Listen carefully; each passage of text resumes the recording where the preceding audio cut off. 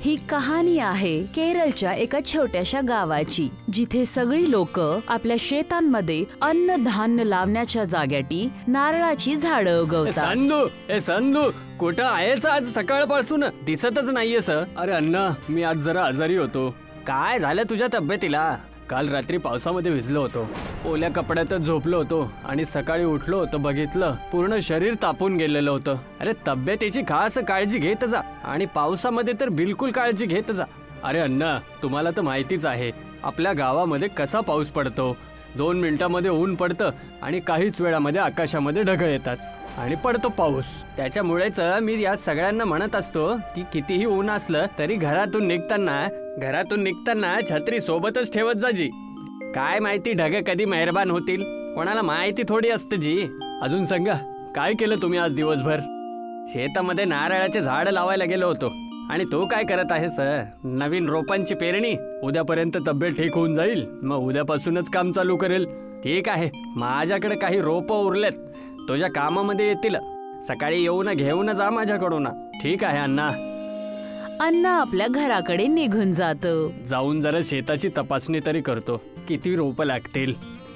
संधू आपल्या शेताकडे जात असतो, जिथे रस्त्यामध्येच त्याला नारायणी भेटते.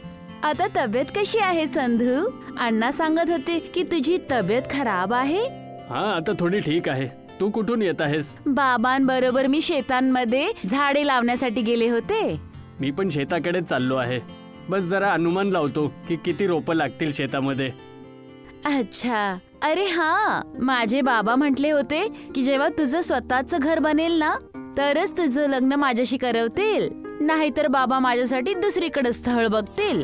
बाबांना म्हणा मी पूर्ण प्रयत्न करत आहे आणि या वर्षीच्या शेवटपर्यंत मी स्वतःचं एक घर बनवेलच. काही नवीन स्थळ शोधायची गरज नाहीये. एवढं बोलून संधू आपल्या शेतांकडे निघून जातो आणि नारायणी आपल्या घराकडे निघून जाते. नारायणीचं बोलणं ऐकून आता संधू थोडं अस्वस्थ होतो. त्याला आता लवकरच आपलं पक्कं घर बनवायचं होतं. या वर्षी सुद्धा जर स्वतःचं नवीन घर बनवलं नाही ना, तर नारायणी सोबत लग्न नाही होऊ शकणार. या वर्षी तर खूप मेहनत करून खूप सगळे नारळ उगवावे लागतील. संधू शेतामध्ये जातो आणि नाप घेऊन येतो की तो केवढ्या अंतरेवर झाडांची रोपाई करणार आहे. घरी येऊन तो जेवण बनवतो आणि जेवण जेवून झोपायला जातो. उद्या सकाळी लवकर उठून शेतात जायचंय, त्यामुळे आता लवकर झोपून जातो. संधू दिवा विझवून झोपून जातो. दुसऱ्या दिवशी तो लवकर उठतो आणि झाडे घेण्यासाठी अण्णाच्या घरी निघून जातो. अण्णा, हो अण्णा, मी आलो. नारळांचं रोप द्या. अरे आत ये रे, मी जरा नाश्ता करत आहे. तू पण काही जरा नाश्ता करून घे आणि नंतर घेऊन जा ते रोप. नाही अण्णा, मला उशीर होतोय. अरे ये रे, लाजत का आहेस? तुझंच तर घर आहे. हे घे बाळा, हा नाश्ता त्याला बाहेरच दे, आतमध्ये तर तो येणारच नाही. ठीक आहे बाबा. सरोजनी एका प्लेटमध्ये इडली, वडा आणि चटणी घेऊन बाहेर येते आणि संधूला देते. हे घ्या दादा, नाश्ता करून घ्या. आणि तो नाश्ता करायला लागतो. काही वेळानंतर नाश्ता केल्यानंतर अण्णा पण बाहेर येतात. झाला नाश्ता? चल सोबत, मी तुला नारळाचे रोप देतो. अण्णा संधूला नारळाची झाडे देतो आणि संधू ती झाडे घेऊन आपल्या शेतांमध्ये रोपून देतो. यावेळेस तर चांगली मेहनत करावी लागेल, त्यामुळेच तर आपल्याला एक नवीन घर बनवता येईल. संधू झाडे रोपल्यानंतर त्यांच्या मुळांमध्ये छोटे छोटे गड्ढे करून खाद आणि पाणी त्याच्यामध्ये घालतो, ज्यामुळे ते लवकर मोठे होतील. आता संधू दररोज आपल्या शेतात जातो आणि झाडांना पाणी देतो. नारळाचे झाड तर एकदम चांगले वाढत आहेत. यावेळेस खूप नारळ विकणार आहे. काहीच दिवसामध्ये प्रत्येक झाडावर नारळ लागतात. ट्रकवाला आलाय नारळ विकत घेण्यासाठी. चला लवकर झाडावरून नारळ तोडून घ्यायची. नाही अण्णा, यावेळेस मी ट्रकवाल्याला नारळ नाही विकणार. तो आपल्याकडनं 10 रुपयामध्ये एक नारळ विकत घेतो आणि शहरामध्ये जाऊन बाजारामध्ये एक नारळ 50 रुपयाला विकतो. एका नारळावरती सरळ 40 रुपये नफा. तेच तर, सगळं वर्ष मेहनत करायची आपण आणि नफा कमवायचे हे मधले लोक. आणि तसं पण या वर्षी मला जास्त पैशाची गरज आहे. पक्क घर जे बनवायचं आहे. माझ्या पण मुलीचं लग्न जी, मी तर विचार करत होतो सावकाराकडून कर्ज घ्यायचं, पण नको, आता मी पण शहरात जाऊन नारळ विकतो तर कर्ज घ्यायची गरजच नाही पडणार जी. अण्णा आणि संधू दोघं आपल्या शेतामध्ये उगवलेले नारळ घेऊन जातात आणि बोरीमध्ये भरून त्यांना शहरमध्ये जाऊन विकायला लागतात, ज्यामुळे दोघांना खूप चांगले पैसे भेटतात. पैसे जमा करून संधू आपलं स्वतःचं एक पक्क घर बनवतो आणि अण्णा आपल्या मुलगी सरोजनीचं लग्न करून देतात. आता तर पक्क घर सुद्धा बनवून घेतलं. आता लवकरच नारायणी सोबत लग्नाचं बोलणं करावं लागेल. संधू नारायणीच्या घरी जातो आणि लग्नासाठी तिचा हात मागतो. पक्क घर बनवल्यामुळे आता नारायणीचे बाबा त्या दोघांचं लग्नासाठी मान्य होतात. अरे हा पाऊस एवढा जोरात कस काय व्हायला लागला? संधू बघतो की त्याच्या गावामध्ये खूप जोरदार पाऊस पडायला लागतो आणि बघताच बघता ते पावसाचं पाणी जमा होऊ लागतंय. आता काय करायचं? उद्या तर लग्न आहे आपलं आणि आज एवढ्या जोरदार पावसामुळे पूर्ण गावभर मध्ये पाणी भरलं आहे. पहिले स्वतःचा जीव वाचवण्याच्या बद्दल विचार कर. जवळच एक घर आहे, आपण जर जिवंत राहिलो तर केव्हा पण लग्न करता येईल आपल्याला.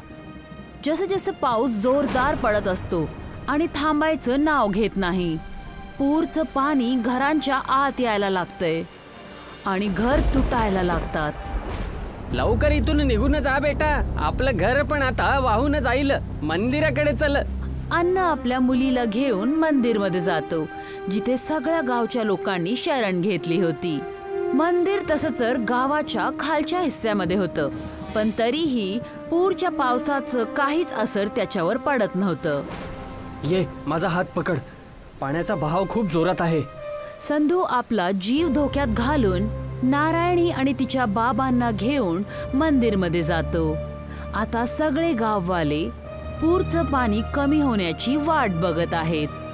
हळूहळू पाणी कमी होतंय, पण गाववाल्यांचं घर पाणी बरोबर तुटून वाहून गेले होते, त्यामुळे सगळेजण बेघर झाले होते.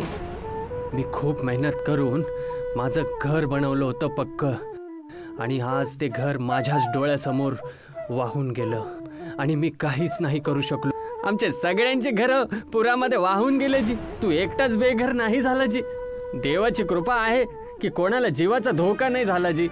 खरं बोलले अण्णा, जिवंत आहे तेच काफी आहे. घर तर आपण दुसरं पण बनवू शकतो. तेव्हाच तिथे नारायणी आणि तिचे बाबा येतात. आता तर माझ्याकडे माझं कच्चं घर पण नाही राहिलं, तर मग आता काय? तुम्ही माझं नारायणी सोबत लग्न नाही करवणार? नाही बेटा, तसं काही नाहीये. तू एक मेहनती मुलगा आहेस. तू आज नाही तर उद्या नवीन घर बनवूनच घेशील, आणि मी तर खूप खुश आहे की मला तुझ्यासारखा मेहनती जावई मिळाला आहे, ज्याने एवढ्या संकटाच्या वेळेमध्ये आपली मदत केली. या चला त्याला धन्यवाद करू जी. सगळे गाववाले आता मंदिरच्या अंगणात एकत्रित होतात आणि अय्यप्पा स्वामीची पूजा अर्चना करायला लागतात. हे स्वामी, तुम्ही सगळ्यांना आम्हाला इथं तुमच्या घरामध्ये शरण दिली, त्याचमुळे आम्ही सगळे गाववाले तुमचे आभारी आहे. पण आता इथं किती दिवस अजून राहायचं? हे स्वामी, आम्ही परत मेहनत करून आमचं स्वतःचं घर बनवू शकतो, पण पुरामुळे आमचे शेत सुद्धा वाहून गेले. आता तुम्हीच आम्हाला काहीतरी रास्ता दाखवा. तेव्हा अचानक जोरदार हवा येते आणि मंदिरच्या अंगणात लागलेलं नारळाचं झाड जोरात हलायला सुरू होतंय. त्याच्यामधून एक मोठासा नारळ खाली पडतो आणि त्याचे 2 तुकडे होतात. तो नारळ बघताच बघता एक मोठ्याशा गावामध्ये बदलतो, जिथे सगळ्या लोकांसाठी एक एक घर आणि शेत पण तयार होतात. स्वामींचं जय असो. मला माहित होतं की स्वामी तुम्ही आमच्यासाठी डोक्यावरती छत जरूर देणार. आता सगळी लोक आपल्यासाठी एक एक घर निवडून घेतात आणि त्यामध्ये राहायला लागतात. नारळाने बनलेल्या ह्या गावामध्ये चोहीकडे मोठ्या मोठ्या भिंत्या उभ्या होत्या, ज्यामुळे कधी पण जर काय पूर आला तर पूरचं पाणी गावात यायचं शक्य नाही. यावेळेस मी नारळासोबत सोबतच आपल्या शेतामध्ये धान्य पण उगवणार आहे. नारायणीचे बाबा नारायणी आणि संधूचं लग्न एकदम धूमधमाक्याने करतात, ज्याच्यामध्ये सगळे गाववाले एकत्रित येतात. एकदा सुंदरबन गावामध्ये गरमी खूप जास्त वाढली होती, ज्यामुळे शेती सुकत चालली होती. माहित नाही अचानक वातावरण का बदललं होतं. यावेळेस पावसाळ्यामध्येही आकाशामधून एकही ठिपका पाणी पडलं नव्हतं. सुंदरवन गावातले सगळे लोक खूप जास्त त्रासले होते आणि शेवटी त्यांना पाण्यासाठी गावोगावी भटकावं लागलं होतं. माहित नाही ह्या वेळेस इंद्रदेव आपल्यावरती का नाराज आहेत. पावसाळ्याचे दिवस आता संपत चालले आहेत, तरीही आकाशामध्ये थोडाही काळा ढग दिसत नाहीये. मला तर वाटतंय आपल्या चांगल्या गावाला कोणाची तरी नजर लागलेली आहे, तेव्हाच हे सगळं होतंय. नाहीतर आजपर्यंत असा काळ नाही बघावा लागला होता. मी ज्या वेळेस सुंदरवन गावाचं नाव घेते तर मला ते सगळे मनमोहक सुंदर फूल, मनाला मोहक करणारे सगळे नजारे आठवतात. राधिका डोळे बंद करते आणि आजपासूनचे 2 वर्षापूर्वीचे सुंदरबन गाव आठवते. सुंदरबन खूपच सुंदर वाटत आहे. सूर्याच्या उगवते वेळी सूर्याचा पहिला प्रकाश पडताच गावामध्ये चमक येते. चारी बाजूला फक्त हिरवळ आणि हिरवळच आहे. सगळ्या पक्ष्यांचा सकाळ सकाळ चिवचिवाट होत आहे आणि खाण्याच्या बंदोबस्तासाठी आकाशामध्ये झेप घेत आहेत. गावातल्या महिला विहिरीतून पाणी घेत आहेत. शेतकरी त्यांच्या बैलाला घेऊन त्यांच्या शेताकडे जात आहेत. मुलं त्यांच्या शाळेची बॅग घेऊन त्यांच्या शाळेत जायला निघाले आहेत. सगळी लोक आनंदी आणि अगदी आनंदी दिसत आहेत. राधिका हे एक चांगल्या स्वप्नासारखं सगळं आठवण करत होती आणि तेवढ्यात वीरेंद्र तिला स्वप्नामधून जागा करतो. कुठे हरवलीस? आजकाल उघड्या डोळ्यांनी सुद्धा स्वप्न बघायला लागली आहेस का? स्वप्न नव्हतं बघत, आजपासून 2 वर्षापूर्वीचे सुंदर वनाला आठवत होते. हो यार, ते पण काय दिवस होते जेव्हा या गावामध्ये खुशालीच खुशाली होती आणि खूप सारी हरियाली आणि चारही बाजूंनी चकाचौंध होती. लोक या गावाला बघण्यासाठी, इथली खूबसूरती बघण्यासाठी दूर दूरून यायचे. आणि आज आजचा दिवस आहे. या गावात राहणं कठीण झालंय. माहित नाही पुढे काय होईल. शेती सगळी सुकल्यामुळे पूर्ण गावामध्ये खायला काहीच उरत नाहीये. कोणाच्या घरात एवढंही राशन उरलेलं नाहीये जी 1 महिनाभर शांतीने खाऊ शकतील. तू 1 महिन्याची गोष्ट करतेस? आपल्या घरात तर अशी हालत आहे की 1 हफ्त्याचा किराणा सुद्धा शिल्लक नाही राहिलेला आहे. मलाच माहिती आहे कसे माझे मायबाप स्वतःला उपाशी ठेवून आपलं पोट भरतायत. हे ईश्वर, आमची मदत करा, नाहीतर भूकेजलेलं राहून आमचं हे सुंदर बनगाव एक स्मशान घाट बनून जाईल. मला वाटतं की आपल्याला या समस्येला दूर करण्यासाठी आपल्या गावामध्ये एक हवन करायला पाहिजे. हो, हेच बरोबर राहील. वीरेंद्र आणि राधिका गावामध्ये जाऊन सगळ्या लोकांना एका हवनबद्दल सांगतात. दुष्काळाची अवस्था बघून सगळे लोक त्या हवनसाठी तयार होतात. गावात भगवानाच्या मंदिराच्या समोर एक मोठं हवन केलं जातं. हवन संपल्यानंतर गावामध्ये एक साधू बाबा येतात. भिक्षा दे माई. साधू बाबा एक एक करून गावामधल्या प्रत्येकाच्या दारी जातात. हे माई, हा साधू खूप दिवसापासून उपाशी आहे, काही खायला दे मला. बाबा, आम्ही तर काल रात्रीपासून चूल नाही पेटवली. मी 1 दिवस सोडून 1 दिवस जेवण बनवते, कारण घरामध्ये तेवढं राशन नाहीये. हे ऐकून साधू बाबा त्या घरातून असे निघू लागतात. तेवढ्यात ती बाई साधूला हाक मारते. थांबा तिथेच बाबा, तुम्ही माझ्या घरातून असे खाली हात नाही जाऊ शकत. आणि ती बाई घरामध्ये जे काही वाचले ते सगळं बाबाच्या झोळीमध्ये टाकते.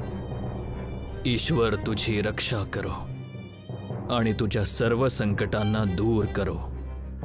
साधू त्या बाईला आशीर्वाद देऊन आणि भिक्षा घेऊन तिथून दुसऱ्या घरामध्ये निघून जातात. साधूला एक कुटिया दिसते जिथे एक परिवार बसून जेवण करत असतो. भिक्षा दे माई.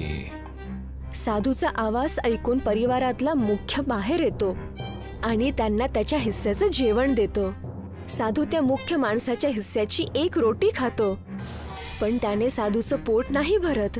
साधूच्या चेहऱ्यावरती असंतुष्टीचा भाव बघून परिवारातला तो मुख्य आतमध्ये जातो आणि त्याच्या बायकोचं जेवण बाहेर आणून साधूला देतो. साधू बाबा ही 1 रोटी अजून खातात, पण त्यांनीही त्यांचं पोट नाही भरत. हे सज्जन पुरुष, तू मला हे अर्ध जेवण खाऊ घालून माझ्या भुकेला आणखी वाढवलंय. हे घ्या बाबा, तुम्ही माझंही जेवण करा. हे घ्या साधू बाबा, तुम्हीही माझ्या हिस्स्याचं जेवण करा आणि तुमची भूक भागवा. साधू बाबा हे सगळं जेवण करतात आणि ह्या परिवाराची सेवा बघून ह्यांना आशीर्वाद देतात. हे सज्जन पुरुष, मी तुझी सेवा आणि दान प्रवृत्ती बघून खूप खुश आणि चकित झालोय. तू आणि तुझ्या परिवाराने स्वतःला उपाशी ठेवून आज माझं पोट भरलंय.